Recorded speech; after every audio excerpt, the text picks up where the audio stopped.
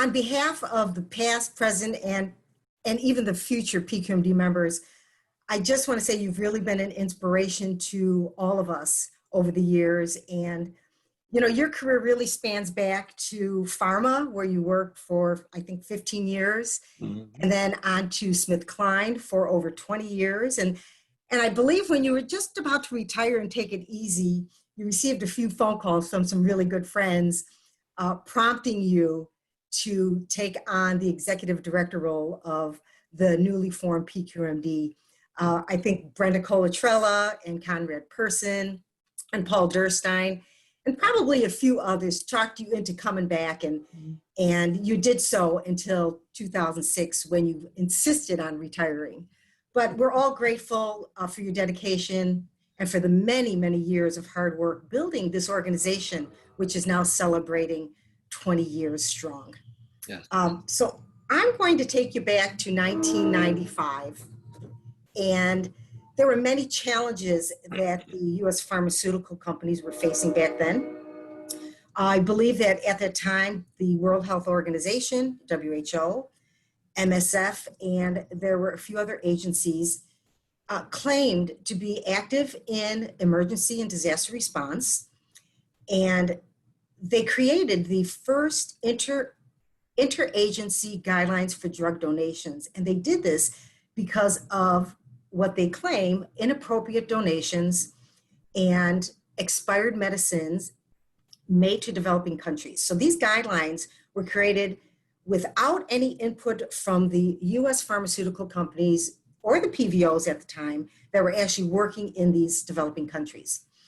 So you were working with SmithKline, and along with SmithKline, who was donating medicines at the time, Merck, Bristol Myers Squibb, Eli Lilly, and some additional other product donations were being made from companies. All these claims were very disconcerting to the pharmaceutical representatives in the US. And so what I'd like you to maybe share with us is, how did these allegations or how did these claims come to the forefront of the pharmaceutical companies? And I know that there was someone in particular that, you know, I will say sort of like an instigator, and I say that with much affection and respect, who really felt that the US pharmaceutical companies needed to have a voice. And so can you sort of share, you know, what you heard and what you felt at the time and how these allegations were made, and who was that one person that brought this to the forefront of everyone?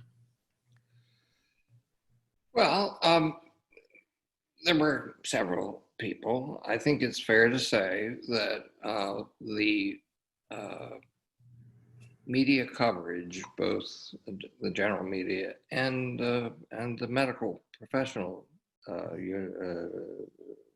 press as well, occasionally, but with increasing frequency in the middle 90s, began reporting, and sometimes with very great specificity, the incidents of inappropriate donations that they uncovered. And they generally characterize two kinds of problems.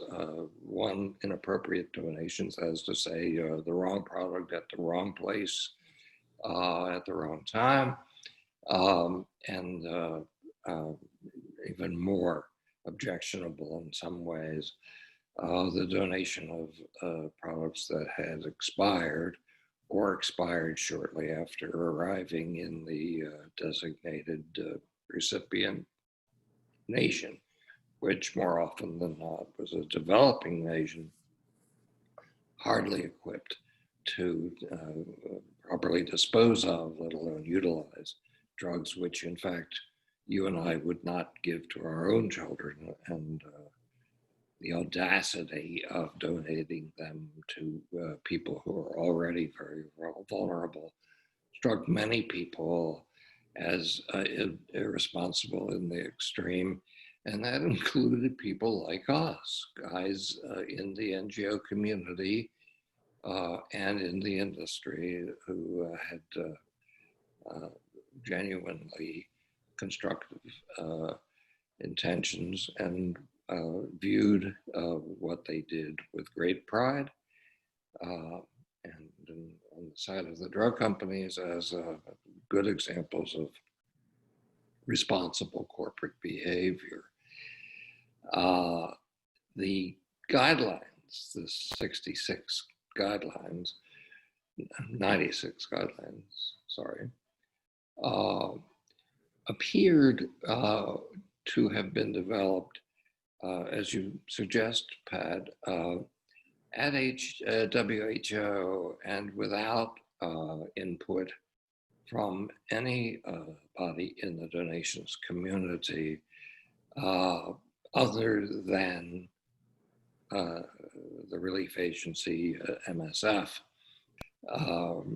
We found some of the provisions in the guidelines of great concern, but even more than that, the tenor of the guidelines suggested a level of skepticism, shall I say, toward the whole enterprise. It all sort of crystallized, at least for me, when we approached MSF, their New York office,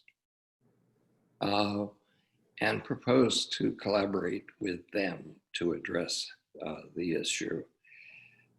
Bear in mind, their reputation really was worldwide, and as we all know, in, I guess it was 2000 or 1999, they received Nobel Peace Prize, and deservedly.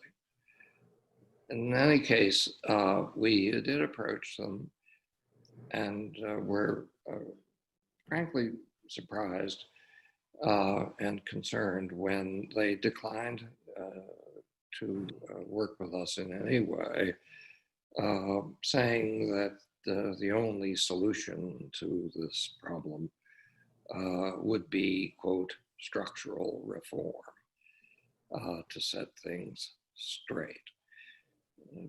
Bearing in mind that half of our group was drug companies, when you talk structural reform, drug companies immediately conclude you're saying, let's abolish patents on medications because patented drugs tend to cost more. Obviously, the companies want to regain the investment that they've made in the discovery, and of course to finance new work,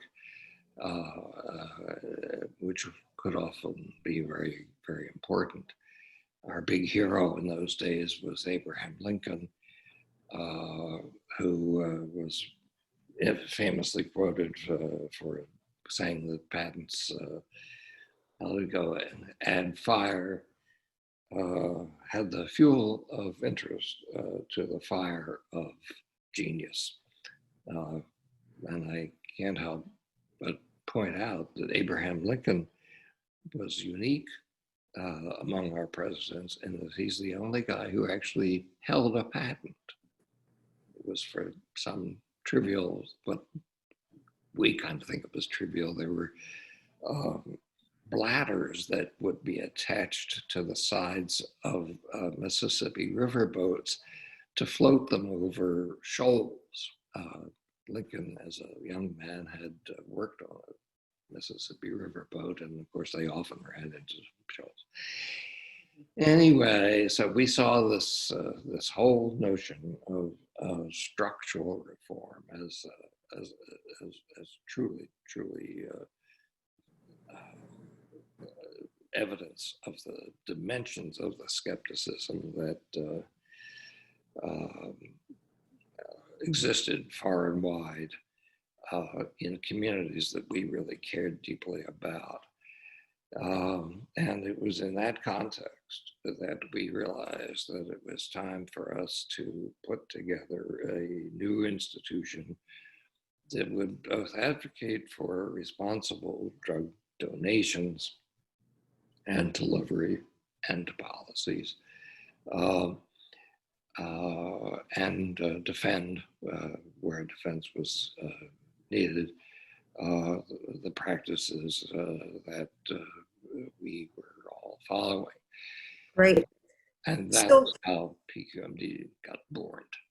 great. So let me take you back to October of 1995 when Brenda Colatrella, who represented Merck at the time, she identified a facilitator that was brought in to really pull together a forum of NGOs and companies to review and to provide some recommendations to those WHO guidelines that were distributed in April of 1995, again, without the input of the U.S. side. So, strength in numbers.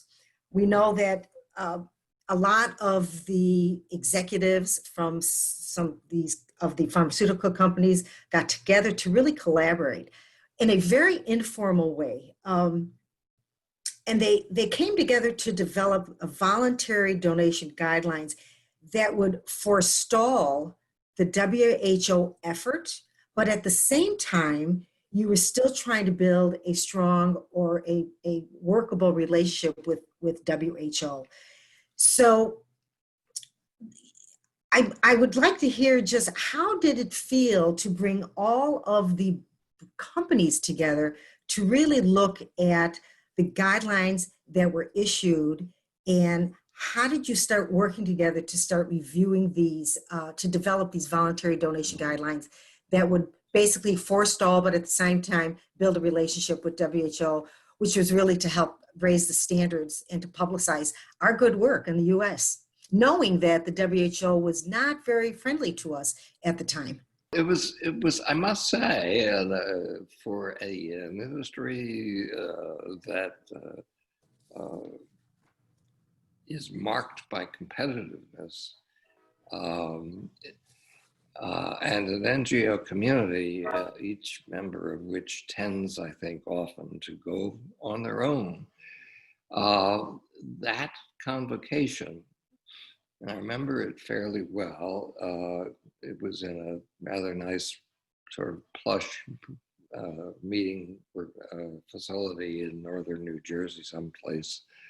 Uh, and it was administered, the conversation was guided by a woman called Glenna Crooks, who's remained a friend of many of us, including me. And she was extremely skilled at weaving together the common interests and the worries of both sides, so to speak. That conversation really solidified the unanimity that I think was inherent in what we did.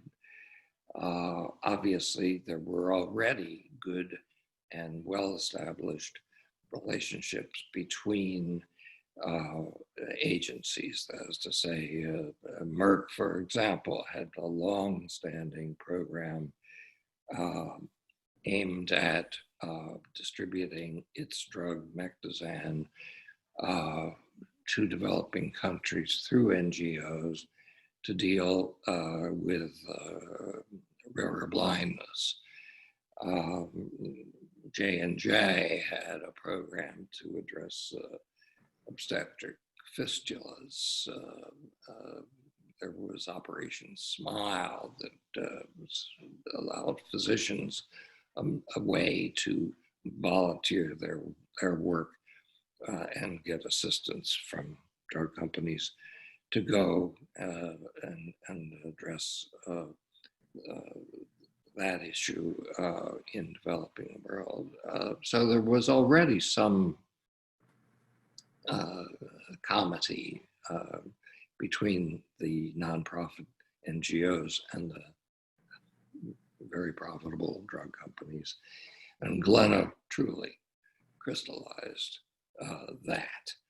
And I distinctly remember coming away from that meeting thinking, we're going to get something done here. I'm not a very religious person, to be frank, but there was fervor there. part of it born of our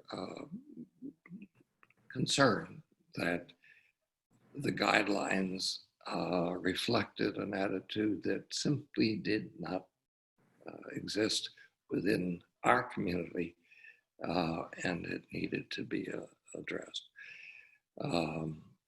As I say, we were not rebuffed by WHO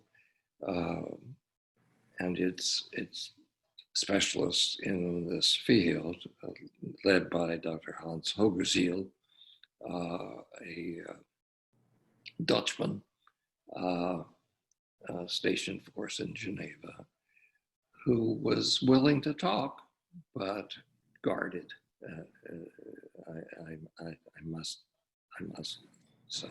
So let me bring you now to 1996, when it was decided that a more formal group of business executives representing 4 pharmaceutical companies and a medical device company and 3 NGOs would come together and discuss the formation of an industry and NGO networking group for medical product donations. So it was 1996 when you all started to get together to talk about, maybe we're going to put a more formal group together. So you went from a very informal group, which was called the Product Donation Steering Committee, which was, and I wrote some of the names on so I get them all right. So BD, Eli Lilly, Merck, J&J, AmeriCares, MAP, and Project Hope. But that group was then expanded to include American Home Products, Bristol Myers Squibb, Pfizer, SmithKline, AmeriCares, Catholic Medical Mission Board, Interchurch Medical Assistance, and International Aid. So now you had all these voices really necessary to advance the discussion around all the issues relevant to product donations, distribution, the placement of pharmaceuticals and medical devices. So here's a loaded question. What do you think would have happened if nothing was done? If Brenda did not bring this information to the forefront of all of the pharmaceutical companies and we just sat back, what do you think? Where do you think we'd be? What do you think would have happened? Well, not to be overly dramatic, but I think the worst possible outcome would have been that a very large number of deserving people in developing countries, some of which we can't spell, would have been denied any kind of health care. I think there would have been moves to have national governments outlaw drug donations because of the atmosphere that was created by these inappropriate donations that were getting into the press, that were being documented, I might add, by Hans Hogerziel in medical journals. And I can stress that there was nothing inaccurate about the examples that Hans and MSF and others identified. It's just that they were not representative of our overall work. And so I think it is highly possible, if not certain, that voluntary drug donations would have been outlawed. And that would have made life obviously much more difficult for NGOs, who would then have to purchase their products. It would have discouraged the kinds of programs that companies like Merck and J&J and my own company, and now GlaxoSmithKline, would see as important and appropriate and indeed exciting for them to adventure. I, at GSK, for example, called up Brenda Colatrella at Merck, and Conrad Person at J&J, and asked if they could conceivably help me build a standard for my own company. Our donations program was sort of haphazard and disorganized. And both those guys, to my astonishment at the time, shared their own documents with me. It was not a common thing for competitive drug companies to share with their competition, but there was that spirit. None of that would have occurred, frankly, had we not organized ourselves and created an atmosphere of collaboration and purpose that we all wanted to pursue. I think that's wonderful. And I do remember that collaboration. And I also recall years after that, Brenda saying to me at a meeting that NGOs need to begin to collaborate and to complement each other's work.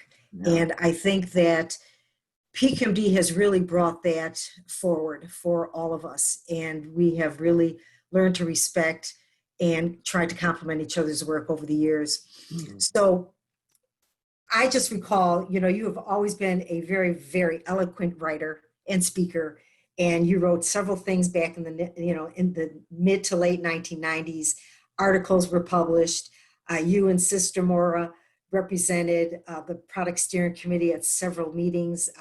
I believe Geneva, Barcelona, Bosnia, Kosovo. You've traveled a lot. You've seen a lot. You've talked a little bit about Hans Hogerzeel, and I mean that was a volatile relationship. And also, it'd be interesting to hear a little bit about IFPMA and maybe MSF and how those relationships worked its way. How you worked those relationships, because they were challenging.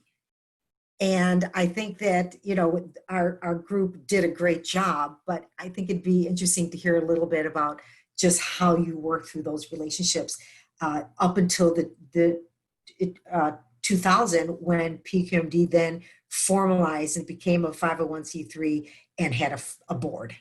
Yeah. Well, I admit that there were some sort of rocky times. We were new. We did not want to appear to be either ignoring or competing with or against IFPMA or the US version thereof. So we just kept them informed of what we were doing, and in an unthreatening way. But I must say, we all felt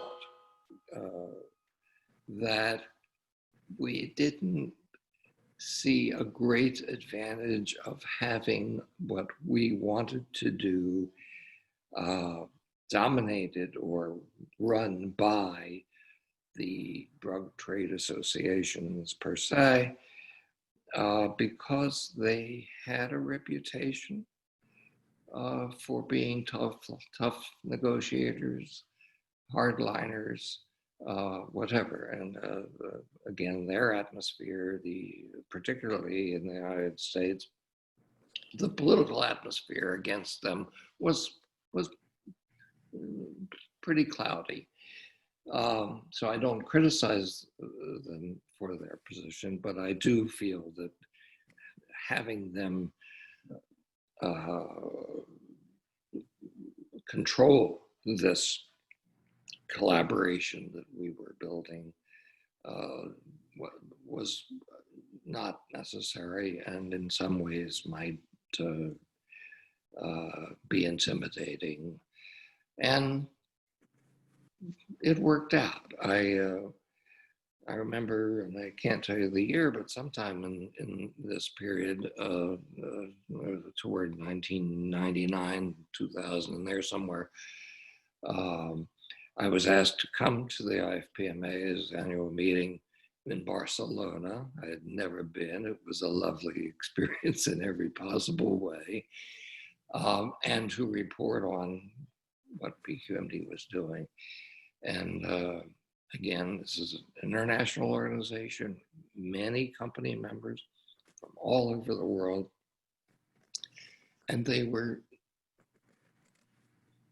well, I can just imagine what it must be like to be a stage actor and be applauded. And, you know, it's not that I did anything, but I was representing people who did a great deal. And so they were very appreciative and very supportive. And I think they still are. In fact, I'm sure they are. So it was a good experience all around. I do think that PQMD's ability to stand on its own. For example, you have the current staff has developed guidelines on their own. We developed standards of conduct having to do with, you know, being non-discriminatory in terms of hiring practices by companies and NGOs. For their time, I think they were progressive, and I'm, you know, I didn't vote them in. I just helped to draft them, and other people advocated for them.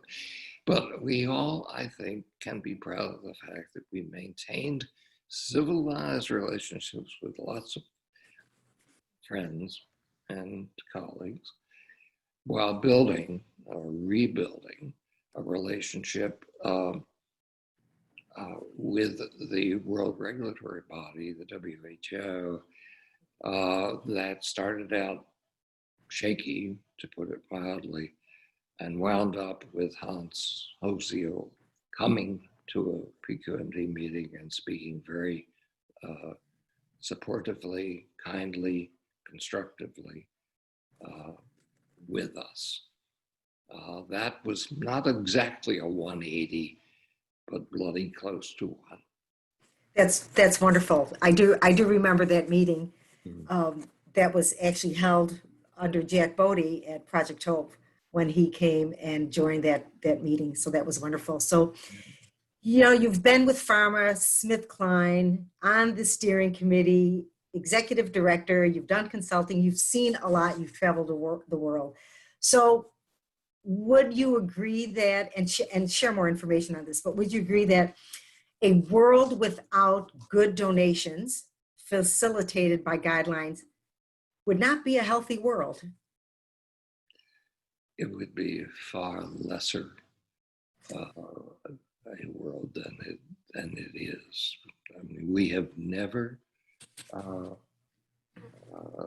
claimed that the work we do, the NGOs and the companies, is a substitute for sound national healthcare policies. Not at all. On the other hand, when there is a calamity or when there is a neglected population, and our competence and our products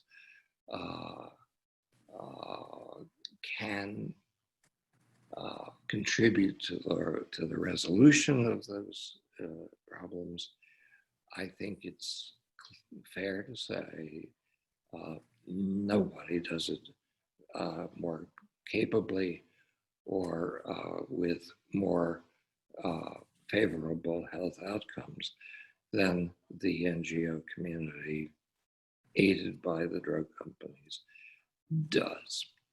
Very eloquently said, as usual. So this has actually been very wonderful, and you know, to close our time together, at least for now, you know, we're reaching our 20 years, or we are at our 20 years, but not without a lot of work by a lot of individuals. And I think what I'd like to say is, how did all of the work from 1994 up to 2020 set up PQMD to be the organization that it is today? I mean, what thoughts do you have on that? You've been here since the beginning, and you're still here, and you're able to share your experiences and some of the challenges. And it's great. I'm just curious as to what you think now, what you think will be the next 10, 20 years from now. How did all our former work really set us up to move forward in this environment, which is very, very different from when we first started? Well, I don't know. That's a big question, Pat. I think with the leadership you now have with EJ and yourself and other delightful people, and with the growing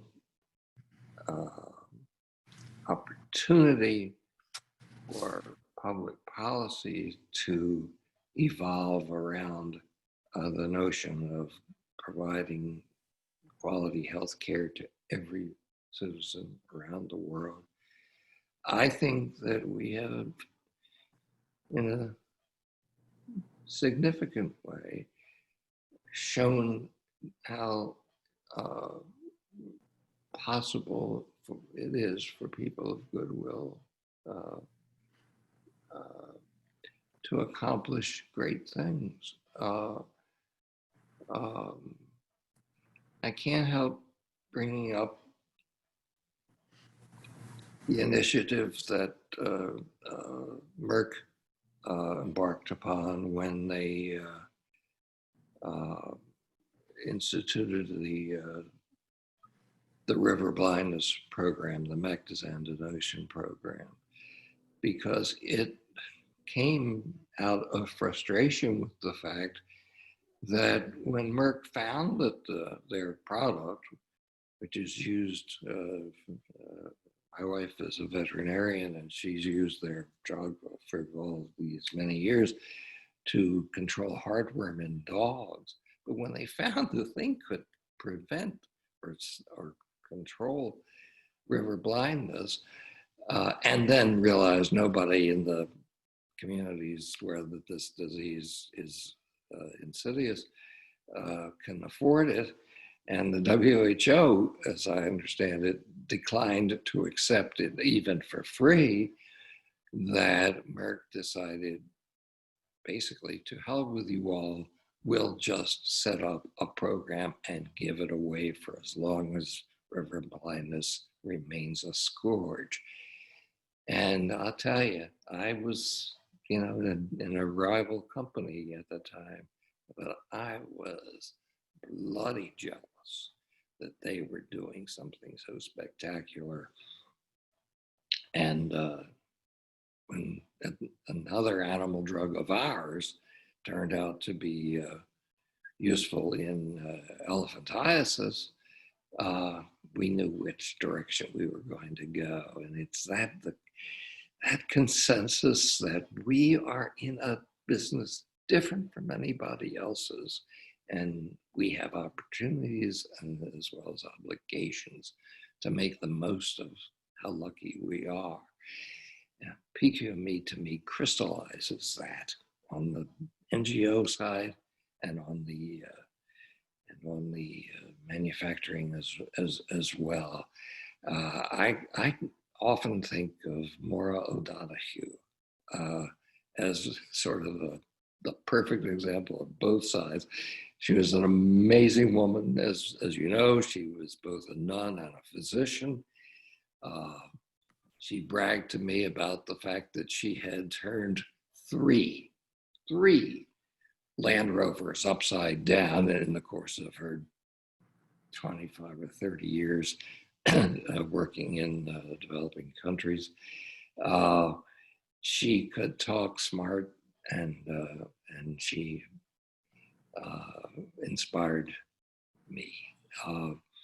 And I highly recommend traveling abroad with a doctor nun. I don't know how that happened, but there we were in places like Kosovo, Bosnia, recommending folks like you, like Conrad, and it was a great privilege. I'm sorry, I think I strayed from your question, but what would the world be like uh, without us, without the PQMD? A lesser place. Thank you. Thank you. That's wonderful. And I think that it's good to know that we are all collaborating together. We have come to know each other very well over the years. And it's such a great pleasure that we have had this opportunity to speak with you and for you to share some of the past with us. And I'm hopeful that we will be able to just keep working very hard to make the world a better place as the years move on. Thank you so much, Jim. I can't tell you how much of a pleasure this has been for me. It's really a thrill when you're ancient like this to still somehow have an oar in the water, even for a few minutes. Thanks so much, Patricia. It's been just a delight. You are very, very welcome. And this has been very, very special for us. So on behalf of all of PQMD and our executive director, EJ Ashburn, thank you very much. My pleasure. My privilege.